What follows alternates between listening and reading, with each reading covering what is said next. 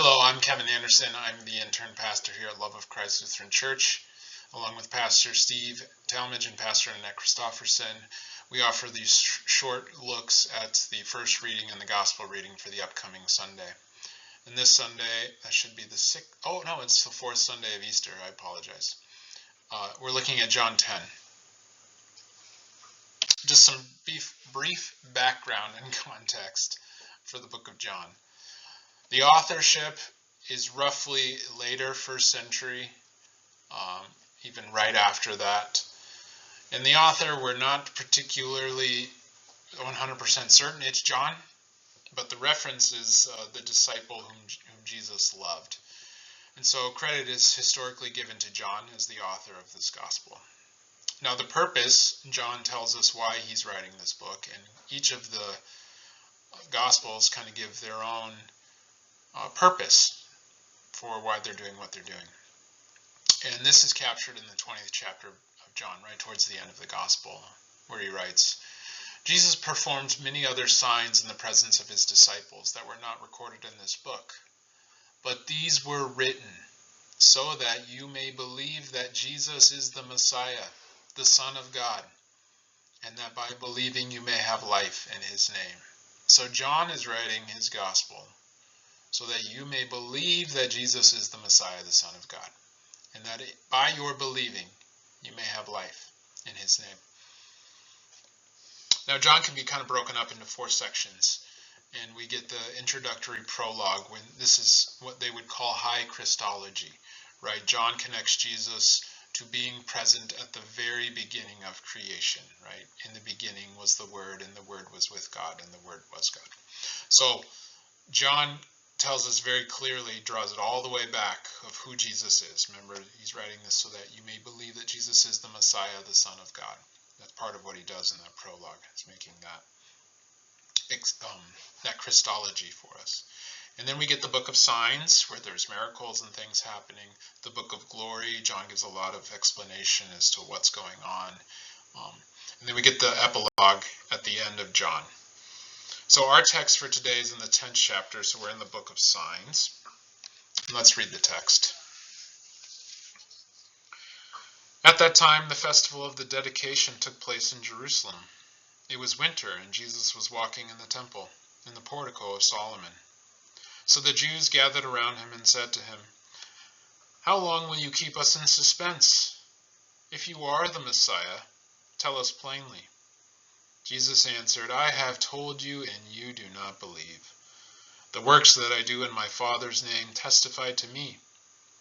But you do not believe because you do not belong to my sheep. My sheep hear my voice. I know them, and they follow me. I give them eternal life, and they will never perish. No one will snatch them out of my hand. My Father, in regard to what he has given me, is greater than all, and no one can snatch them out of the Father's hand. The Father and I are one." There's a lot going on in this text, obviously. There would be a lot to talk about. And I'm just going to highlight a couple of things that I think are important that you might hear on Sunday. The first is the festival of dedication. This is where Jesus is at the temple, and the festival of dedication commemorates the rededication of the temple in Jerusalem in 164 BCE. A king overtook Jerusalem and defiled the temple. They set up a pagan altar in the temple. It's very offensive. And eventually a group of Maccabees came and retook the temple. And so this is the festival of dedication. This is what it's commemorating, that the temple is restored and rededicated in 164 BCE. So Jesus is in the temple during his festival, a festival that celebrates its cleansing and rededication. And he's being questioned about his identity. And Jesus, as we know, tells us a lot about the temple in his teachings. And he tells us that the dwelling place of God is no longer going to be stuck in a building, but it is in him. It is in his very being, his very person, that we can know, see, and experience God. And so Jesus' identity being questioned in the temple is significant in John's gospel because it starts to point us in that direction. Ultimately, Jesus is being rejected as the true presence of God among the people. Now, Jesus is receiving this kind of question, are you the Messiah? Just tell us plainly. And there's a couple reasons why. First is that it's a trap. Because if Jesus answers this question wrongly, or let's say more directly, it can get him killed. And while he will be killed in Jerusalem, it's not yet his time to do so.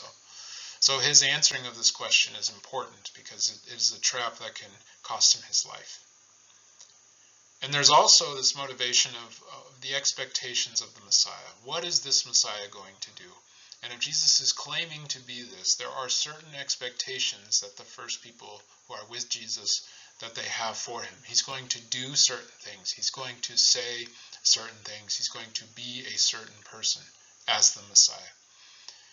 And what happens is that Jesus doesn't fulfill those expectations the way that people think that he is going to. So I took a look at the Bible Project. It's a helpful website.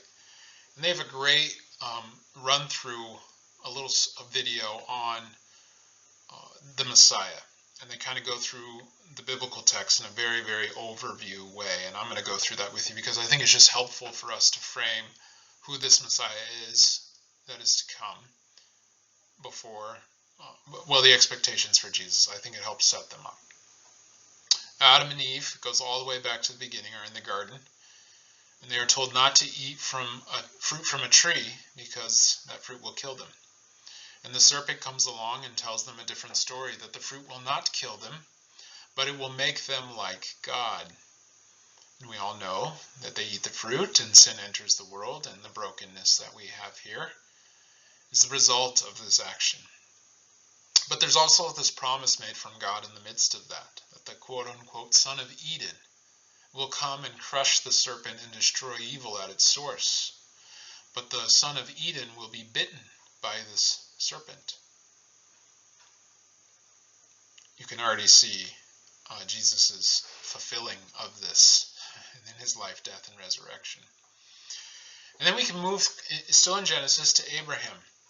And Abraham is told that through his family, blessing is going to be restored back to the nations, to the world. This Son of Eden, this crushing and destroying of evil, is going to happen through this blessing that's going to be given to Abraham. He's blessed to be a blessing, not only for Israel, for certain people, but to the nations of the world. And so the genealogy begins, and Abraham's great-grandson Judah receives a promise that the king will come from his line. There is a thought that maybe it is Judah, but it's not. He is infected with evil as well. And then we eventually get King David from this line as well, and he's seen kind of as a hero. And there are some who are asking if he is this potential snake crusher. And if we look at David's life, we see that he is not. That he too is infected with evil. But God promises David that the king will come from his line.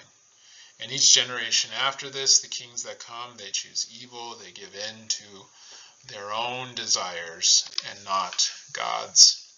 And eventually these kings run Israel into the ground, and Babylon comes and conquers Israel. Now along the way, there's all of these prophets, and they keep reminding God's people about the coming king, the promise that God would defeat evil and restore Israel, the nations of the world. And they tell this over and over and over again. And Isaiah gets very specific about this, that this promised king would receive a wound because of humanity's evil, and it would kill him, but he would come back. Think about that story in Genesis, right? The serpent, the son of Eden that will be bitten. Now what's interesting about this is that the son of Eden, the promised king, he's going to receive this wound. He's going to suffer this wound. But because he does, he becomes the source of healing. He overcomes evil and death. And suffering is going to be the means by which God is going to redeem the world. That tells us something very interesting about this Messiah. Eventually we get to the New Testament and we have Jesus of Nazareth, and it's not random. but he comes to fulfill specific promises from the line of David, Judah, and Abraham. And Jesus announces God's kingdom is here. He confronts sin directly, and he confronts the results of sin as he heals people and he brings people back from the dead. And this question that we get this morning, are you the Messiah, although it can be a trap for some, is really this question, are you really the promised king that we've been waiting for? Now, John gives us an explanation of who this Messiah is in John 10. Jesus tells us very plainly what he has done, what he is going to do. And I think one of the helpful ways to interpret the 22nd chapter and beyond is to look back towards the beginning of John, when Jesus tells us he is the good shepherd. And this good shepherd calls his own sheep by name and he leads them out. He is the gate. And he makes this very interesting claim that in John 10:10 that he has come to give abundant life. Now, abundant life doesn't mean materials and possessions, but it means truly living life.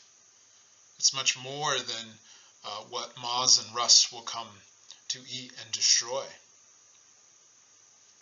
And Jesus tells us more about who he is as the good shepherd, as the Messiah, that he's going to lay down his life for his sheep.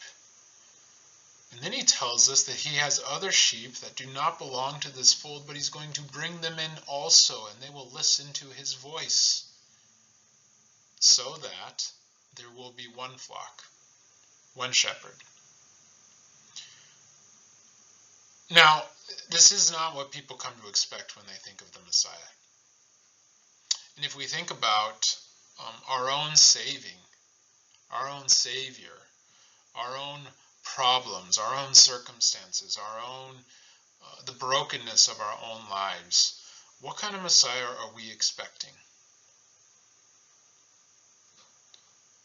Are we expecting someone to come from the clouds with an army and to flip the world over and let peace and justice reign?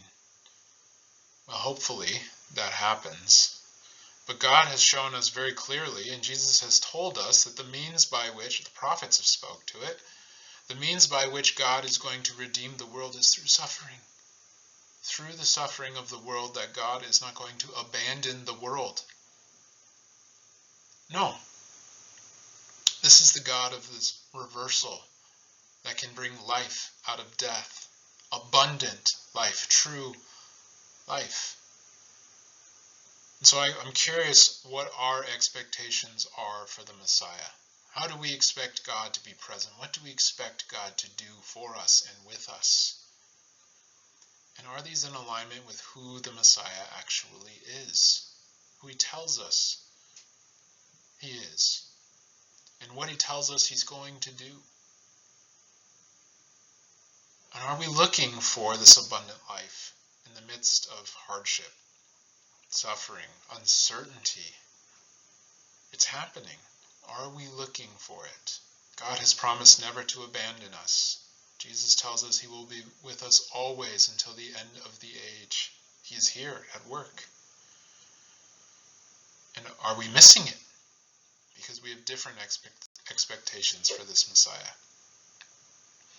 So blessings to you as we prepare for worship this coming Sunday.